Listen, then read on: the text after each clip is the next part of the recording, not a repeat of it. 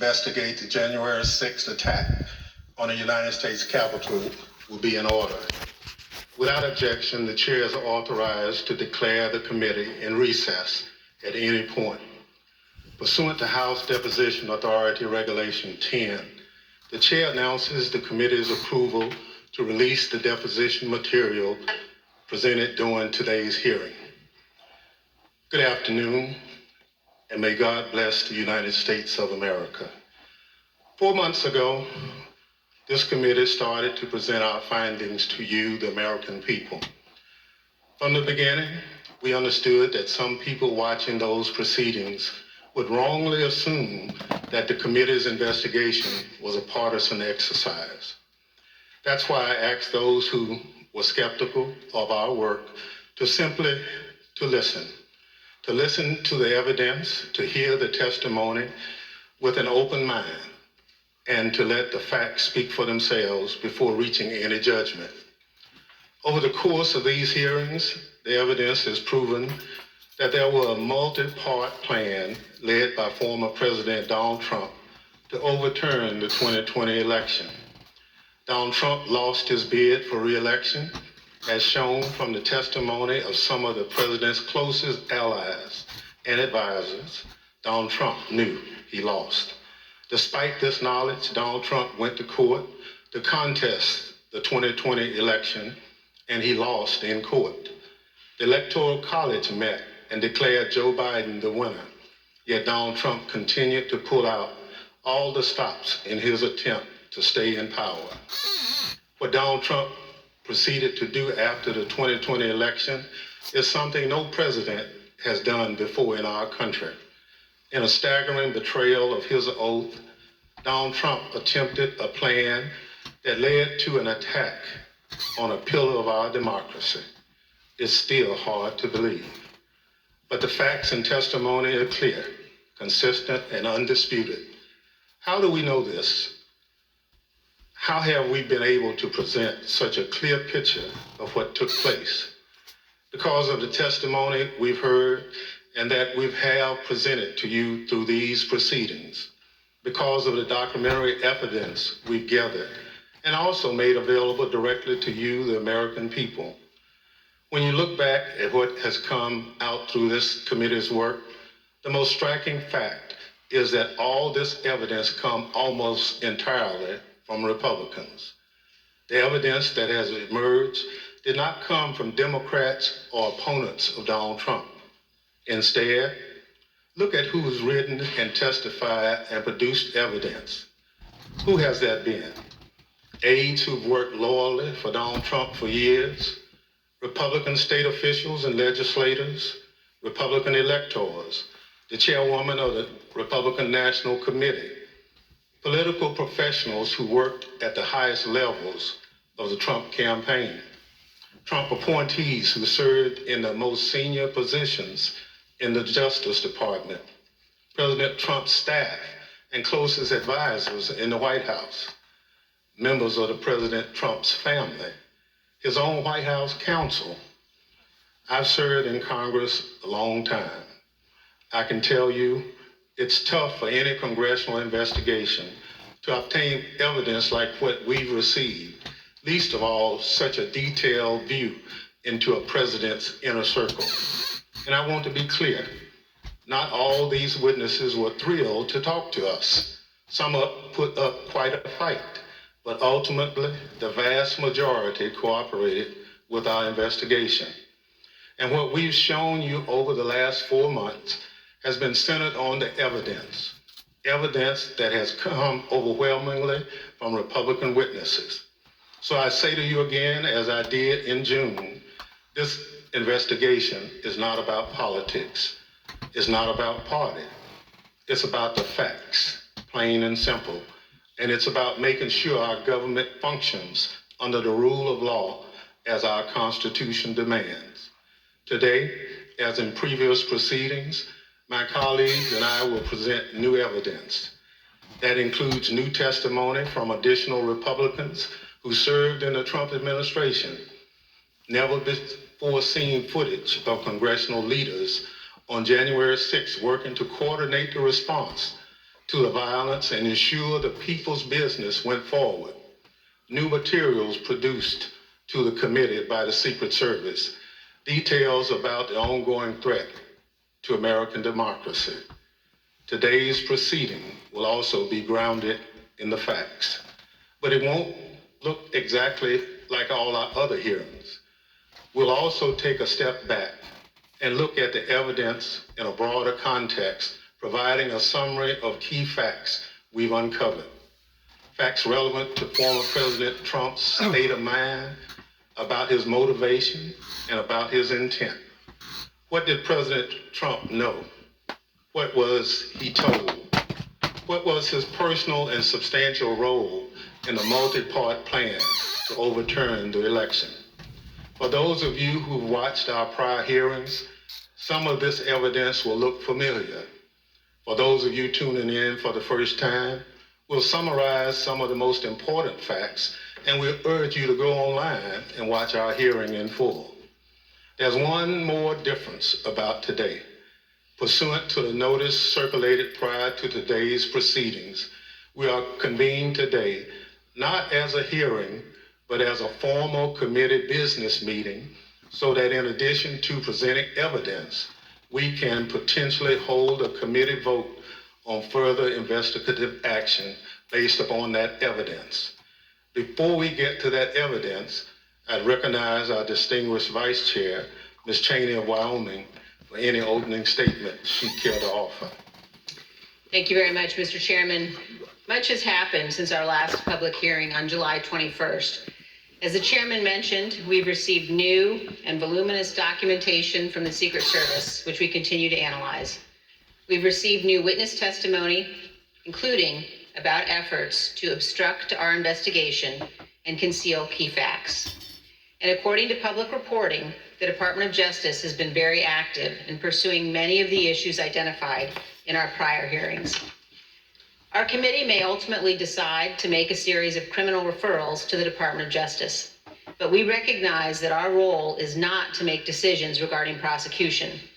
The preamble to our Constitution recites among its purposes to, quote, establish justice. And our nation's judiciary and our U.S. Department of Justice have that responsibility. A key element of this committee's responsibility is to propose reforms to prevent January 6th from ever happening again. We've already proposed, and the House has now passed, a bill to amend the Electoral Count Act to help ensure that no other future plots to overturn an election can succeed. And we will make further specific recommendations in our final report, based in part on the evidence you will hear today. Our hearings last summer began with an outline of President Trump's multi-part plan to overturn the 2020 presidential election. We then proceeded to demonstrate each of these elements in detail, with more than 20 hours of evidence. Today, we will see new evidence, but as the chairman said, we will also synthesize evidence you've seen before. The vast weight of evidence presented so far has shown us that the central cause of January 6th was one man, Donald Trump, whom many others followed. None of this would have happened without him. He was personally and substantially involved in all of it. Exactly how did one man cause all of this? Today, we will focus on President Trump's state of mind, his intent, his motivations, and how he spurred others to do his bidding, and how another January 6th could happen again if we do not take necessary action to prevent it. As you view our evidence today, I would suggest a focus on the following points. First, as you will see, President Trump had a premeditated plan to declare that the election was fraudulent and stolen before Election Day, before he knew the election results. He made his stolen election claims on election night against the advice of his campaign without any evidence in hand. Then, over the next 2 months, he sought to find those who would help him invent and spread lies about the widespread fraud. Many of those who stepped forward to help, including Rudy Giuliani, knew they never had real evidence sufficient to change the election results. And on the evening of January 5th, they admitted they were still trying to find that phantom evidence. Of course, as a result of making intentionally false claims of election fraud, Mr. Giuliani's license to practice law has now been suspended. Second, please recognize that President Donald Trump was in a unique position, better informed about the absence of widespread election fraud than almost any other American. President Trump's own campaign experts told him that there was no evidence to support his claims. His own Justice Department appointees investigated the election fraud claims and told him point blank they were false. In mid-December 2020, President Trump's senior advisors told him the time had come to concede the election. Donald Trump knew the courts had ruled against him. He had all of this information, but still he made the conscious choice to claim fraudulently that the election was stolen, to pressure state officials to change election results, to manufacture fake electoral slates, to attempt to corrupt our Department of Justice, to summon tens of thousands of supporters to Washington. Knowing that they were angry, knowing that some of them were armed, he sent them to the Capitol. Then, as the riot was underway, he incited his supporters to further violence by publicly condemning his vice president. And then he refused for hours to disband his rioting supporters and instruct them to leave the Capitol, even when he was begged repeatedly to do so. None of this is normal or acceptable or lawful in our republic. Third, please consider today who had a hand in defeating President Trump's efforts to overturn the election. Vice President Pence, Bill Barr, Jeff Rosen, and others at the Department of Justice. State Republican officials, White House staff who blocked proposals to mobilize the military to seize voting machines and run new elections, our Capitol Police, aided by the Metropolitan Police, other federal law enforcement, and our National Guard, who arrived later in the afternoon. All of these people had a hand in stopping Donald Trump. This leads us to a key question. Why would Americans assume that our Constitution and our institutions in our republic are invulnerable to another attack? Why would we assume that those institutions will not falter next time? A key lesson of this investigation is this: our institutions only hold when men and women of good faith make them hold, regardless of the political cost. We have no guarantee that these men and women will be in place next time. Any future president inclined to attempt what Donald Trump did in 2020 has now learned not to install people who could stand in the way. And also, please consider this: the rulings of our courts are respected and obeyed because we as citizens pledge to accept and honor them. Most importantly, our president, who has a constitutional obligation to faithfully execute the laws, swears to accept them. What happens when the president disregards the court's rulings as illegitimate, when he disregards the rule of law? That, my fellow citizens, breaks our republic. Finally, as you view the evidence today, also consider this. President Trump knew from unassailable sources that his election fraud claims were false. He admitted he had lost the election. He took actions consistent with that belief. Claims that President Trump actually thought the election was stolen are not supported by fact and are not a defense. There is no defense that Donald Trump was duped or irrational. No president can defy the rule of law and act this way in a constitutional republic, period. Mr. Chairman, our nation's federal judges are sworn to do impartial justice, to preserve our Constitution and preserve our Union. Dozens of these judges have been addressing January 6th cases, and many have given us plain, unmistakable warnings about the direction of our republic. Let me read from one judge's statement given at a recent sentencing hearing. Quote, "High-ranking members of Congress and state officials who know perfectly well the claim of fraud was and is untrue, and that the election was legitimate, are so afraid of losing their power, they won't say so. It has to be crystal clear that it is not patriotism, it is not standing up for America, to stand up for one man who knows full well that he lost, instead of the Constitution he was trying to subvert. Mr. Chairman, the violence and lawlessness of January 6th was unjustifiable, but our nation cannot only punish the foot soldiers who stormed our Capitol. Those who planned to overturn our election and brought us to the point of violence must also be accountable. With every effort to excuse or justify the conduct of the former president, we chip away at the foundation of our republic. Indefensible conduct is defended, inexcusable conduct is excused.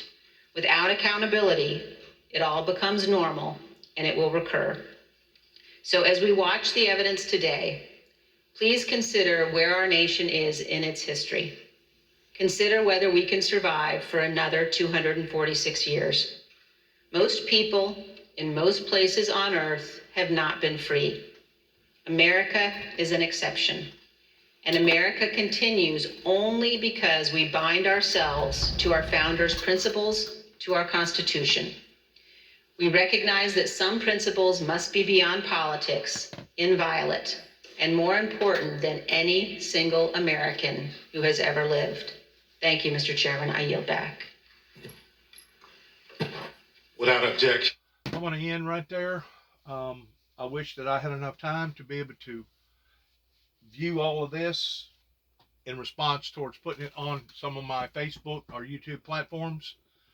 I have had a situation come up to where I can't do this right now. I do want to say that it wasn't just over one man. It was over a group of people that realized that our government had obviously went in the wrong direction towards being trillions and trillions of dollars in debt, towards all the collapsation of everything that's going on, regardless whether it's drug inducement, gun inducement, or whatever pertaining to the crime that has inundated our country over here, that it was not just based upon one man's ideal or one man's philosophy. It was based upon a group of people that had been convinced, because of the surrounding circumstances, that this needed to be done. And it was because of one man that decided to do this in an illegitimate way, because of these particular scenarios going on with our government. If he would have done this in the proper way, we could have overpowered these evil, demonic, cruel, indifferent, cold, callous politicians and got them out of office to the point of restructuring our Constitution in the proper way in the 21st century and gotten rid of all the old heads, old money, old ideals, and began with a fresh. There's no doubt that the Republicans started this going all the way back 30 some odd years ago towards them not acknowledging biblical Bible prophecy that has now slammed all of us upside the head. I blame as much as this towards the Republic Party as I do the president, and I blame as much of this on both as I do the so-called church communities here in the United States that refused then and are refusing today in acknowledging biblical Bible prophecy. Beyond that, it was a skirmish, it was an uproar, it was a violent act that to this day, I can look at it from two different images, that in one side of the perspective, it about halfway needed to be done, but in another perspective, I can also look at it towards the fact that our government is still maintaining itself, because if it wasn't maintaining itself, it never would have provided all the stimulus checks that it did during the time of COVID. It produced, give or take, I think around $3 trillion during that event. If our government failed its people on the level that deserved this, we never would have got the stimulus checks, and we would be suffering like all the other countries are suffering, including, yes, Russia, that is now blaming their illegitimacies on the Ukrainians that's actually being more so part of the problem than they are part of the solution to the problem. One thing has exacerbated another thing that has put we today where we are, not only here as Americans, but as a world global entity. If there's ever been a time that we needed to evaluate ourselves, evaluate our relationship with God, and evaluate our government, it's today. Because if we continue on this path that we are on, we may not have neither to call upon come tomorrow. Because if God comes back and throws this great nation off into great tribulation, if you think that you're seeing misery and horror and sorrow and troublesome times today, you have not seen troublesome times, because whenever God gets ready to wash his hands of a particular group of people or a society, he does not do that indiscretionally. He does that openly, and he sends forth prophets and teachers and messengers before it ever occurs towards giving out warnings and proper advisories of preparing yourself for things to come. That was my job in doing what God had showed me to do. I done my job. It was the so-called church communities that did not do their jobs towards supporting the person that was doing their job. That's where society has failed here in America. Freely you have received, freely ye shall give. I haven't asked none of you for a penny. I haven't got on Facebook and started my own Facebook GoFundMe page. I haven't been charging anybody for any of these videos that I've spent endless amount of hours and days and months, and yes, even years towards. You don't hear me out here begging or using some sort of a scam pertaining to people sending me money. I'm not that way. And if you are not capable of doing what you're supposed to be doing, then the fault falls upon your feet and not mine, regardless of what may transpire in the future. Once more, we have gone from bad to worse, from the era that happened before Ronald Reagan's administration, leading up to now, as far as the golden years of the industrial age, to where we are now towards the failing years of a non-industrial age, especially since that we have basically allowed for our politicians to sell us downstream, and now other countries are coming up even more productive and more legitimate than ours pertaining to the labor force. So obviously there has been a travesty made here, and I believe the January 8th was only the cream on top of the crop to indicate just exactly how far out in left field that this government has become. Homeland Security, Secret Service, that tried to protect these matters pertaining to the ideology of Donald J. Trump should stand in trial too as well. Other people should stand in trial as well towards how that they have tried to purposely undermine our government towards overthrowing an election that was perfectly legal in every sense that you could think of. Good luck to all of us. Like I said, I'm sorry I don't have time to recognize and view all of this particular meeting. I'm sure that on down the road I'll be able to find it and put it on some of my YouTube and Facebook pages. But in the meantime, for right now, I'm going to sign off because, like I said, I've had some other situations that's come up that I have to deal with. And good luck to all of us, and God bless America. God bless our American troops, and God bless the America's endeavors, especially if they're endeavors in a righteous, holy, sensible way. And shalom. Results had been determined.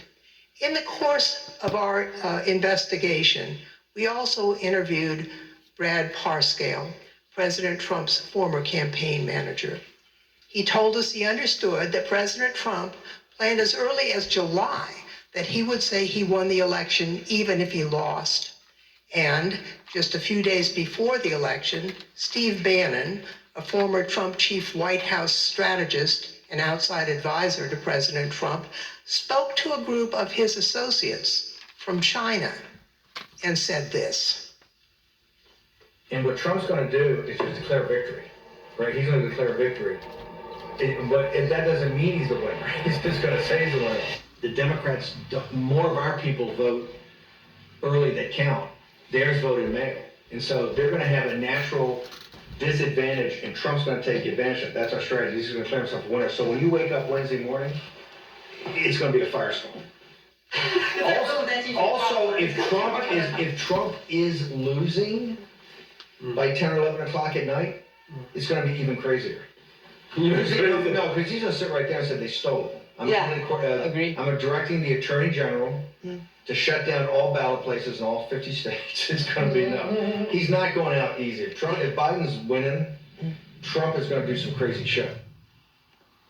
As you know, Mr. Bannon refused to testify in our... Now, because of those affairs that has now come to the light, I hope that the people in Northwest Tennessee especially can identify that they was following after the ways of an injustice man, that they was being captivated by his lies and by his immoral ideals towards basically going to try to create this sedition of coup within itself towards overthrowing the will of the American people. The will of the American people. Once more, if there's any lesson to be learned here, I hope and pray that the lesson will be learned towards they need to follow that in which what is legitimate and support that in which what is legitimate, pertaining to it being really, really godly and not just a diversion, basically a imposter that gives the resemblance towards something being right, but in reality is not right. It teaches this in the Bible towards those who will follow after the ways of evil, either intentionally or not intentionally, out of trickery. And it talks about those that are going to be deceived in the last days, in not only this world, but also in the world to come. And whenever it happens, the final and second time, according to the Bible, that's whenever God himself will destroy those. It says in the Bible that he will consume them that follow after this demonic, wicked entity that has these abilities to deceive people, and that he will throw this particular entity, Lucifer, the Luciferian Lucifer, and those angels that followed with him, which are now evil demonic spirits, off into a lake of hell where they will be tormented day and night, night and day, forever and forever. And God himself will recreate and redesign a brand new heaven and a brand new earth where we will live eternally forever with our Lord and Savior. Now, those are facts coming out of the Bible, and if you claim to be a Christian in believing in the Bible, you should not just believe in part of the Bible, but you should be willing to believe in all the Bible. Thank you once more again. Good luck to all of us, and shalom.